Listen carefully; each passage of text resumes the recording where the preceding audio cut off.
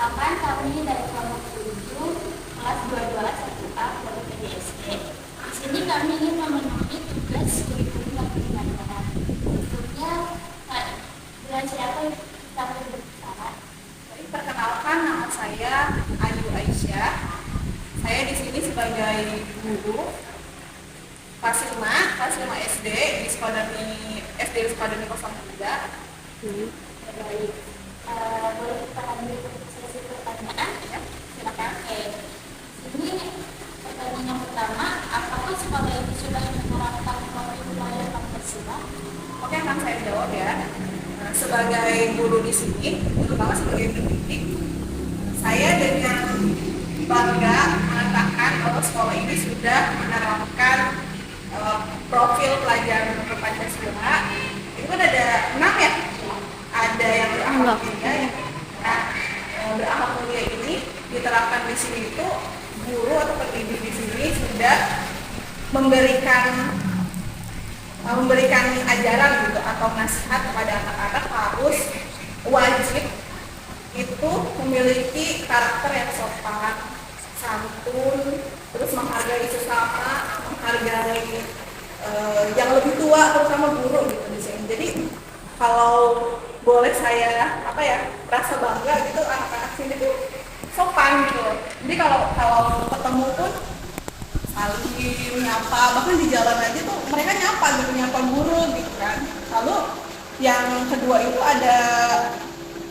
ada kebinekaan global ya. Nah, kalau kebinekaan global itu melalui pelajaran, misalnya kan ada pelajaran IPS tuh. Nah, guru itu pasti, terutama saya ya, pengalaman saya pernah gitu memperkenalkan anak-anak bahwa tuh banyak loh ras-ras, terutama suku-suku gitu di Indonesia bermacam-macam. Jadi kan kita kan ada banyak suku, ada banyak ras, ada banyak agama. Jadi diajarkan untuk saling menghargai perbedaan. Itu untuk kebinekaan ya global. Nah, kalau untuk yang ketiga berarti mandiri ya. Mandiri itu anak-anak juga diajarkan untuk mandiri gitu. Misalnya kalau ada sesuatu gitu, misalnya mereka ada hal yang misalnya dalam hal mengerjakan tugas lah gitu kan, mereka kan mandiri kan, harus mandiri gitu, harus bisa dan harus punya rasa mereka tuh sudah menjadi pelajar, sudah menjadi siswa, berarti kan harus apa-apa tuh harus selesai, harus sendiri gitu, jangan minta bantuan orang tua gitu kan, walaupun mereka anak SD. Tapi kecuali kalau kelas 1, kelas 2 ya masih belum terlalu mandiri ada kan. Lalu yang ketiga itu kan ada gotong royong. Nah, gotong royong juga kan ada tiket kelas gitu kan. Terus ada juga Jumat bersih gitu. Jadi barengan gitu, bersama-sama gotong royong gitu kan, saling bantu. Waktu itu juga kan ada di sini persami ya. Persami. Jadi kan mereka selain persami, tapi mereka bersih-bersih sampai semua pelosok nih sekolah tuh mereka bersihin, saking mereka tuh gotong royongnya gitu. Lalu ada bernalar kritis. Nah, kalau bernalar kritis itu kan terutama yang kelas tinggi ya, kelas tinggi itu kelas 4, kelas 5, kelas 6 kan mereka kan pasti udah ada yang punya sosial media gitu kan. Nah, diajarkan juga jangan gampang percaya gitu sama yang ada di sosial media lah gitu, apapun itu kan. Nah, itu juga diajarkan ya, gampang percaya gitu, harus dibaca bener-bener atau ditanyakan ke orang tua kalau misalnya murid itu dapat suatu informasi gitu. Lalu ada kreatif. Nah, kalau kreatif itu mereka dan sistem atau proses pembelajaran itu kan, kalau saya pribadi ya, pengalaman saya nggak cuma dari teori, kadang mereka juga misalnya dari buku, terus mereka harus bikin, bisa nggak nih mereka menggambarkan materi itu misalnya dalam bentuk skema atau dalam bentuk misalnya gambar atau enggak ada tulisannya gitu lah gitu ya, kayak poster gitu kan. Itu kan kreatif kan, jadi mereka juga dalam pembelajaran kreatif dan dalam misalnya tentang suasana kelas gitu kan, mereka menghias itu kan berarti ya kreatif gitu kan. Nah lalu, nah dari keenam itu semuanya, alhamdulillah sih semuanya sudah diterapkan kalau di sekolah juga sudah. Makasih ya. Berarti sudah berpengaruh sekali ya. Nah, Ya kalau berpengaruh alhamdulillah sih pengaruhnya positif ya. Positif bagi anak-anak. Jadi anak-anak itu punya rasa tanggung jawab, terus punya rasa kayak mereka tuh sadar gitu, nawarnya tuh jadi jalan gitu loh, walaupun masih kecil gitu kan. Kadang tuh yang ada yang kelas, saya pernah yang masuk ke kelas 1 kan, gantiin guru kelas 1 loh, tapi dia ke guru itu kayak, ibu pegel ya, ibu capek ya, mau ada punya rasa kayak empati ya bener, empati simpati gitu kan. Mereka, ibu capek ya, ibu mau minum gitu, kayak baik banget gitu. Terus ada juga yang ada kelas 5 juga, kelas 5 yang saya ajar, ibu capek, ibu pegel nggak, mau dipijitin nggak? Masa nggak usah gitu, nggak usah mijitin gitu. Saking baiknya, saking empatinya, dan jadi udah pokoknya berpengaruh banget. iya, dan tergantung mungkin tergantung pendidiknya juga kali ya. Karena Bisa emang anak SD juga kan emang ini masih posisinya harus dibimbing terus. bener, dan tergantung pendidik ya. Jadi pendidik harus mencontohkan, misalnya yang profil belajar Pancasila ini, ya pendidik juga harus menerapkan ya. Nah iya bener, jadi kan ketika pendidik sudah langsung mencontohkan, jadi anak-anak juga dengan apa ya, dengan mereka sendirinya alam bawah sadar mereka, jadi mereka mengikuti. Sih ya. Dan apakah sekolah ini sudah menerapkan program based learning? Program based learning ya, lebih ke ini kan itu tuh PBL kan, problem based learning itu. Nah itu kalau saya pernah pakai pembelajaran based learning itu di pelajaran matematika ya. Itu pernah di materi penyajian data. Jadi anak-anak tuh itu kan berdasarkan based learning, itu kan berdasarkan belajar berdasarkan masalah yang ada, terus mereka bisa atau enggak untuk memecahkan masalah gitu kan. Nah itu matematika saya pernah ngajarin mereka, mendidik mereka. Jadi mereka itu, kita tuh sebagai fasilitator guru gitu kan, nyediain alat-alatnya, media belajarnya, dan mereka gitu yang penyajian data, mereka harus mengukur tinggi badan, berat badan, ukuran sepatu. Jadi mereka di kelas sambil jalan-jalan gitu, sampai kan saya tempel ya, di sini meteran nih buat tinggi badan gitu kan. Terus di pojok sana misal ada, di pojokan belakang ada timbangan gitu kan.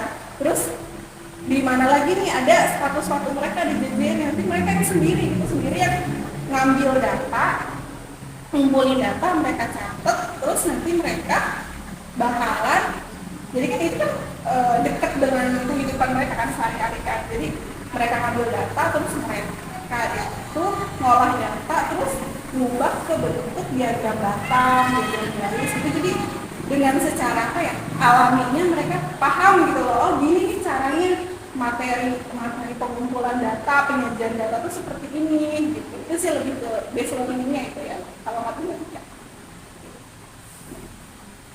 Dari penerapan tersebut berarti mereka sangat berpengaruh, jadi mereka udah jadi paham, lebih aktif ya. Nah jadi siswa tuh lebih aktif itu, jadi dalam pembelajaran nggak hanya belajar, nggak hanya guru yang jadi terus pusatnya, tapi kan kalau kayak gitu kan bosen ya, jadi dengerin terus guru ngomong, mereka aja udah paham kayak gimana. Kan mendingan langsung praktik kan, langsung anak-anak tuh langsung praktik, langsung ngerjain sesuatu gitu kan, sesuai dengan arahan, sesuai dengan bimbingan.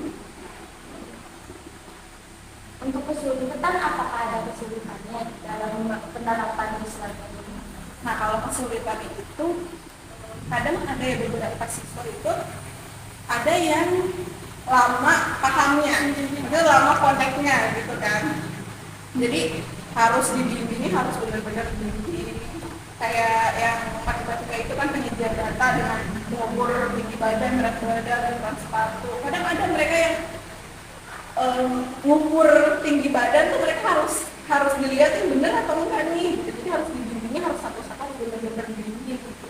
Terus untuk apa ya, satu lagi mungkin kesulitannya lebih ke evaluasinya, kayak penilaiannya gimana. Kan kalau kayak gitu berarti anak-anak aktif semua nih, anak-anak tuh ngerjain semua gitu kan, kelihatan itu sih. Jadi harus objektif mungkin bisa dibilang. Jadi penilaiannya kan kalau kayak gitu otomatis anak-anak ngerjain semua, bisa semua karena kita bimbing gitu. Jadi gitu sih kesulitannya. Oke, yang selanjutnya, apakah sarana dan prasarana di sekolah itu sudah mendukung? Alhamdulillah, sepengalaman saya sih kalau sarana dan prasarana sudah mendukung ya. Boleh dijelaskan mungkin apa aja ya?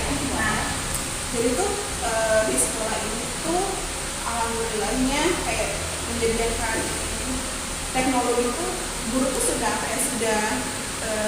dianjurkan untuk bisa gitu teknologi, seperti misalnya kita menggunakan proyektor di kelas gitu kan, untuk membantu kita dalam menyampaikan materi. Jadi kan anak gak cuma mendengar suara kita doang, gak cuma melihat papan tulis doang gitu, tapi ada visualnya, ada gambar, ada video gitu sih. Jadi tuh guru disediakannya di proyektor. Terus ada lagi, guru tuh secara gratis kalau di sini bisa menggunakan printer. Jadi printer kita nggak usah bayar, kita nggak usah keluar uang. Misalnya di fotokopian gitu keluar, di sini bisa. Jadi print apapun, misalnya print bahan ajar, print apapun itu dibawa untuk pembelajaran itu gratis. Terus untuk sarana itu sarana pembelajaran, kalau sarana yang lain ada komputer di belakang sana, lalu perpus juga perpus ada. Lalu untuk sarana lain misal ini juga baru nih gedung itu depan, nah itu udah dibangun karena untuk memenuhi sarana dan prasarana penambahan Anak-anak juga nyaman dan dia nggak terlalu penuh dalam kelas. Jadi penambahan tadi itu kan cuma di doang kan. Ini kan baru ya, ini baru. ya. Berarti alhamdulillah sudah terpenuhi ya semuanya prasarana dan prasarana. Alhamdulillah sudah terpenuhi, tapi walaupun sudah terpenuhi, misal ada nih kekurangan ya, sebagai guru pasti nanti kita akan melakukan kayak pengajuan proposal atau kita laporan gitu ya ke kepala sekolah atau ke komite sekolah, apa aja nih kurang. Misalnya di kelas nggak ada kipas angin, langsung kita bikin proposal gitu. Kita bikin misalnya apa nih kebutuhan hari ini, nanti tinggal di atasan gitu kan. Ya alhamdulillahnya Terakhir, bagaimana integrasi materi pembelajaran di sekolah ini? Nah, kalau integrasinya, kalau di sini itu pembelajarannya terkoordinasi ya. Jadi itu kan dalam misalnya kelas 1 gurunya misal ada 3 gitu ya. Terus kelas 5 misal gurunya ada 4 kelas kan, satu kelas satu guru. Nah, guru-guru itu tuh kadang diskusi gitu loh. Integrasinya itu kan mereka diskusi apa nih kita pembelajarannya itu apa, inovasinya apa dalam pembelajaran. Jadi Biar sama, iya biar sama gitu, nggak ada yang misal kelasnya menonjol sendiri gitu. yang empat A sendiri. Iya, jadi harus pembelajarannya harus merata gitu, karena kan anak-anak yang haknya untuk mendapat pembelajaran yang baik kan, yang sama, nggak cuma misal dulu satu yang aktif pegang doang, semuanya harus bagi-bagi ilmu ke yang lain. Terima kasih atas waktunya, Sama-sama. telah membantu kami dalam memenuhi tugas ini. Itu warahmatullahi wabarakatuh. Waalaikumsalam warahmatullahi wabarakatuh.